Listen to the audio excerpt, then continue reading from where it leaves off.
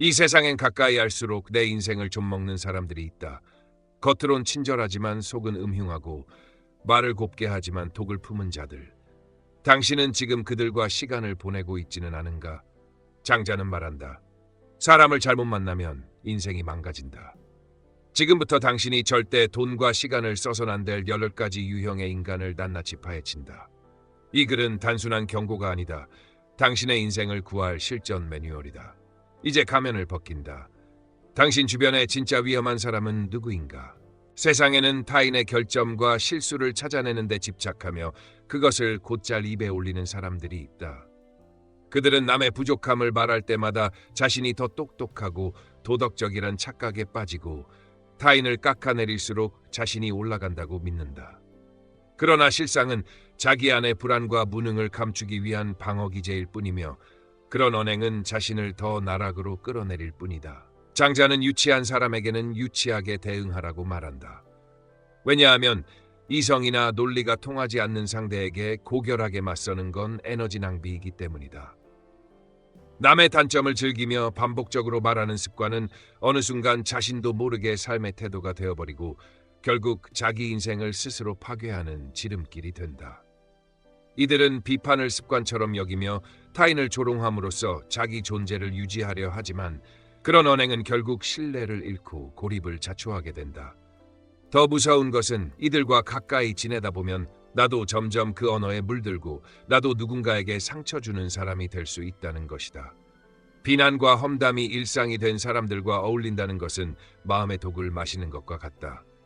이런 자들에게 당신의 시간, 감정, 돈을 쓰는 순간 당신의 삶도 그 저급한 파동에 휩쓸리게 된다. 절대 그들의 노름에 휘말리지 말고 당신의 품격을 지키기 위해서라도 냉정하게 거리를 두어야 한다. 말의 칼날은 눈에 보이지 않지만 사람의 영혼을 가장 깊숙이 찌르는 무기가 된다. 그렇기에 비열한 언어로 타인을 해치는 사람과는 시작부터 인연을 맺지 말라. 그것이 당신을 지키는 첫 번째 인간관계의 철학이다. 아첨하는 사람은 겉으로는 친절하고 상냥해 보이지만 속으로는 철저히 계산적이며 자신의 이익을 위해 진실을 왜곡하는 자들이다. 그들은 상대방의 기분을 맞추기 위해 마음에도 없는 말을 하고 필요하다면 스스로를 낮추거나 거짓된 모습을 연기하는 데 주저함이 없다. 이런 사람들의 공통점은 실력이나 내면의 깊이보다는 관계에서 편법을 통해 유리한 입지를 확보하려고 하며 결국 어떤 공동체든 그 중심을 썩게 만든다는 것이다.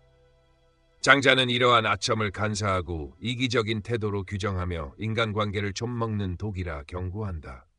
아첨은 듣는 사람을 기분 좋게 만들지만 듣다 보면 어느 순간 비판을 외면하게 되고 스스로를 객관적으로 바라볼 수 없게 된다.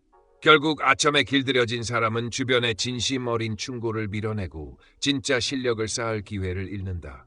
아첨을 일삼는 자들은 항상 목적이 있고 그 목적은 당신의 성공을 돕는 것이 아니라 당신을 이용해 자신의 이익을 채우려는 것이다. 그들은 당신이 약할 때는 위로의 말로 감싸고 강할 때는 칭찬으로 방심하게 만들며 기회가 오면 가장 먼저 등을 돌린다.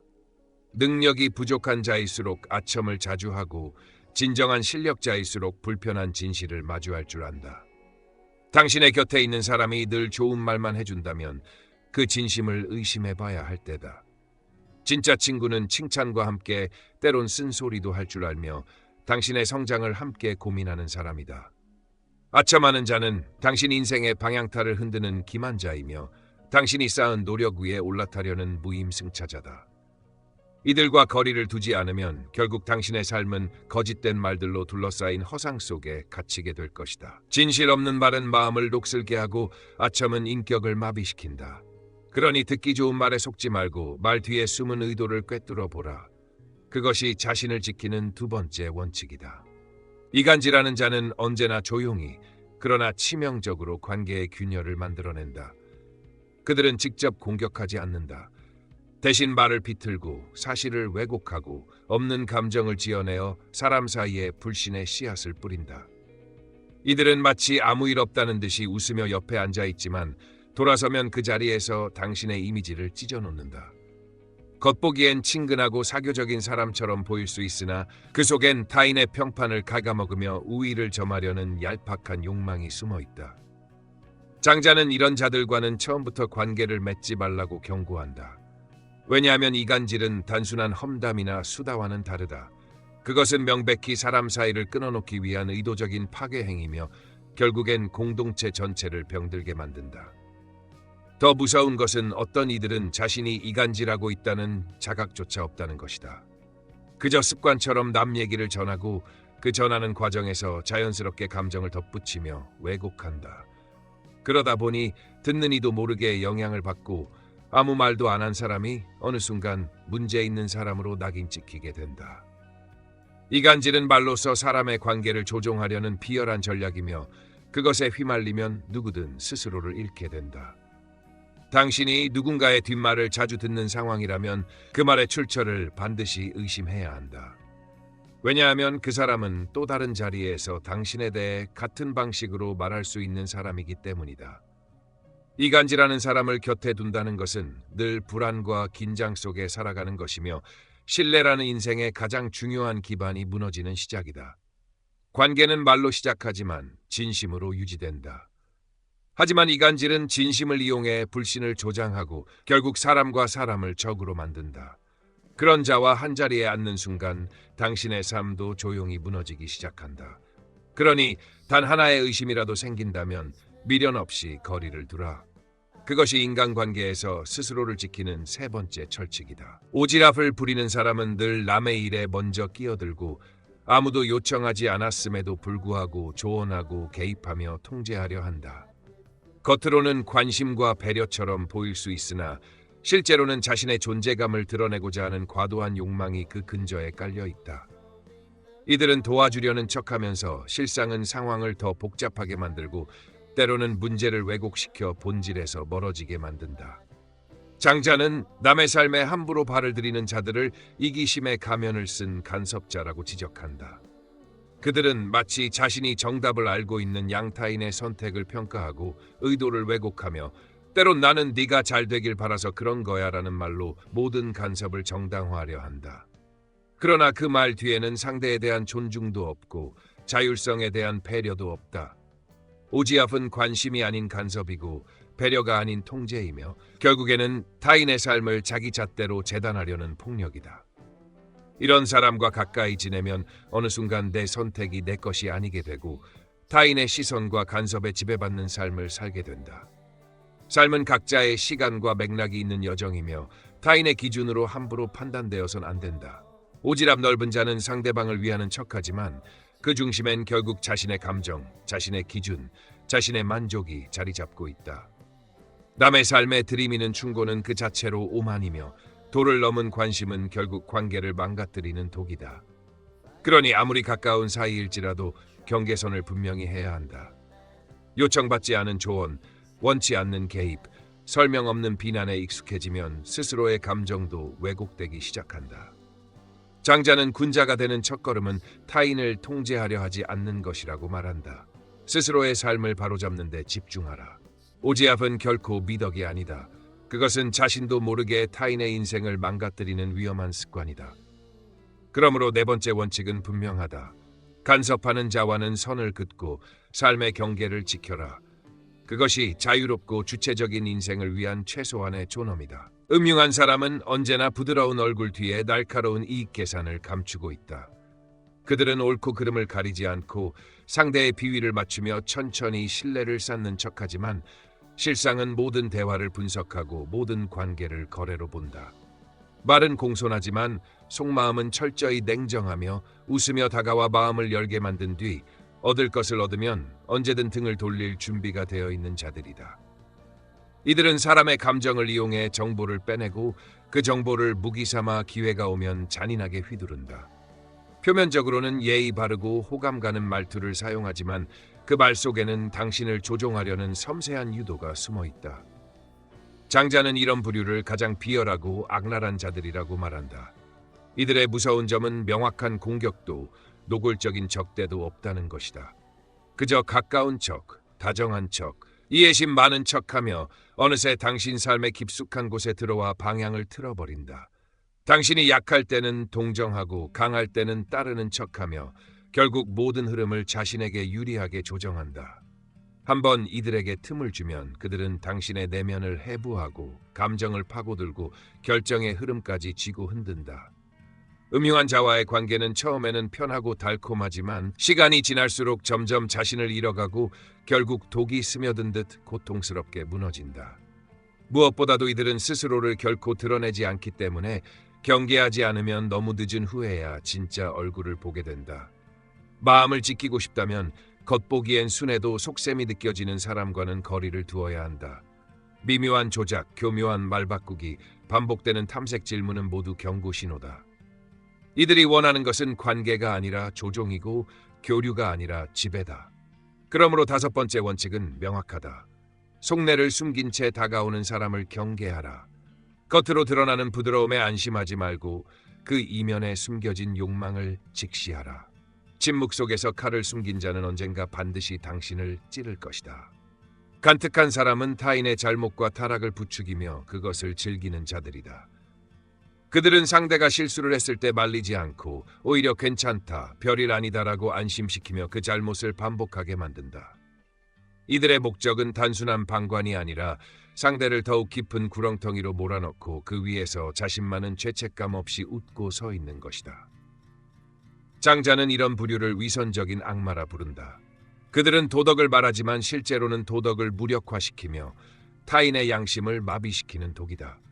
겉으로는 친절하고 포용력 있어 보이지만 실상은 타인의 추락을 보며 우월감을 느끼는 심리적 조작자다. 누군가의 타락을 유도하고 그 과정을 묵인하거나 응원하는 자는 당신 인생의 파멸을 조용히 돕고 있는 공범이다. 이런 사람 곁에 있으면 옳고 그름의 기준이 흐려지고 결국 스스로도 도덕적 감각을 잃게 된다. 더 무서운 건 이들은 자신의 행동을 이해나 배려라고 착각하며 그렇게 포장된 말들에 속은 이들은 자신의 타락이 사랑받는 것이라 믿게 된다는 점이다. 간특은 인간 본성을 교란하고 죄책감을 마비시키며 성장과 반성을 막는 위험한 유혹이다. 누군가 당신의 실수에 침묵하거나 심지어 응원한다면 그는 당신을 진심으로 아끼는 사람이 아니다. 진짜 친구는 당신의 잘못을 눈치채면 정중하게 말리고 당신이 무너질 때 손을 내밀 때 그 타락을 즐기지 않는다. 간특한 자는 당신의 마음에 접근해 죄의식을 제거하고 책임을 흐리며 결국에는 나락으로 인도한다. 이들은 마음의 면역력을 갉아먹는 존재이며 가까이 할수록 정신은 피로해지고 인격은 무너진다. 그래서 6번째 원칙은 이렇다.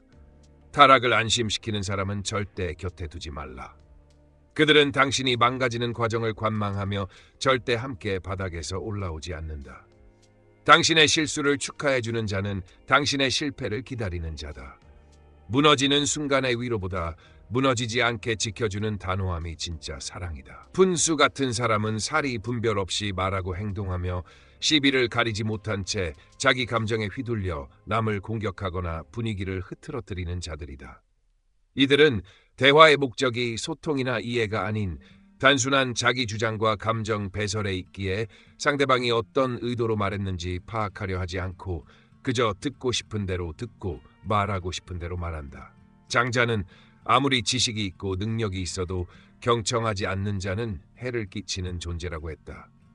푼수는 겉보기엔 단순히 무례하거나 미숙한 사람처럼 보일 수 있지만 실상은 타인의 감정을 짓밟고 상황을 왜곡하며 결국에는 공동체를 피곤하게 만들고 사람들 사이의 신뢰를 흔드는 독소 같은 존재다. 이들은 언제나 대화의 흐름을 끊고 불필요한 말로 상황을 악화시키며 상대의 입장은 전혀 고려하지 않는다. 문제는 그들이 자신의 말을 정당하다고 믿고 있다는 데 있다. 스스로가 무례하다는 인식조차 없고 타인의 반응을 예민하거나 유난스럽다고 되려 비난한다. 이런 자와 함께 있으면 마음이 지치고 말하는 것조차 조심스러워지며 결국 자신의 목소리를 잃게 된다. 푼수는 관계를 시끄럽게 만들고 상황을 시시비비가 아닌 감정 싸움으로 몰아가며 결국 모든 문제를 본질에서 멀어지게 만든다. 당신이 아무리 지혜롭고 침착해도 푼수와 얽히는 순간 이성을 잃고 말싸움에 휘말릴 수밖에 없다. 그들은 논리보다 고함을 앞세우고 이유보다 억지를 편다. 그래서 7번째 원칙은 명확하다. 감정만 앞세우고 시비를 가리지 못하는 자와는 말문을 닫고 거리부터 확보하라. 분수는 당신의 시간을 빼앗고 당신의 감정을 소진시키며 당신의 가치를 무너뜨린다. 옳고 그름을 따지지 않고 함부로 말하는 자에게 침묵은 곧 승리이며 무응답은 최고의 방패다. 대화는 상대를 존중하는 이들과 해야지 자기 감정만 앞세우는 자들과 나눌 이유는 없다. 망령된 자는 요청받지 않았음에도 먼저 나서서 말하고 타인의 의견을 묻기도 전에 자신의 생각부터 앞세우며 대화의 균형을 무너뜨린다. 이들은 언제나 자신이 옳다고 믿으며 타인의 말은 들으려 하지 않고 자신의 판단을 절대화한다. 그 결과 대화는 소통이 아닌 독백이 되고 상대는 점점 침묵하게 된다. 장자는 타인의 의견을 먼저 듣는 것이 대화의 기본이라 강조하며 망령된 태도는 이기심에서 비롯된 허세라 말했다.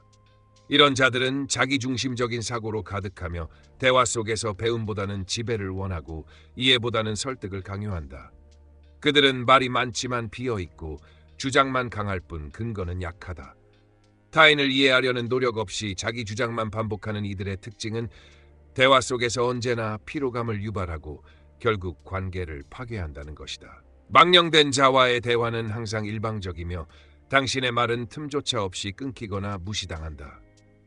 그들은 듣는 법을 모르고 오직 말하는 것만을 능력이라 착각하며 지식이 아니라 자존심을 내세우는 데에만 집중한다. 이들과 함께 있으면 당신은 점 자기 생각을 감추게 되고 표현을 주저하게 되며 결국 자기 목소리를 잃는다. 망령된 자의 대화는 지배적이고 일방적이며 듣는 사람의 내면을 고갈시키고 자존감을 침식시킨다. 조용한 폭력이다. 그러므로 8번째 원칙은 분명하다. 먼저 말하는 자가 항상 아는 자는 아니다. 진정한 지혜는 먼저 듣고 깊이 생각하며 마지막에 말하는 데 있다. 말을 통해 자신의 존재를 증명하려는 자는 결국 공허한 소리만 남긴다. 상대의 말에 귀 기울이지 않는 자와는 말하지 말라. 그 침묵이 당신의 품격을 지켜줄 것이다.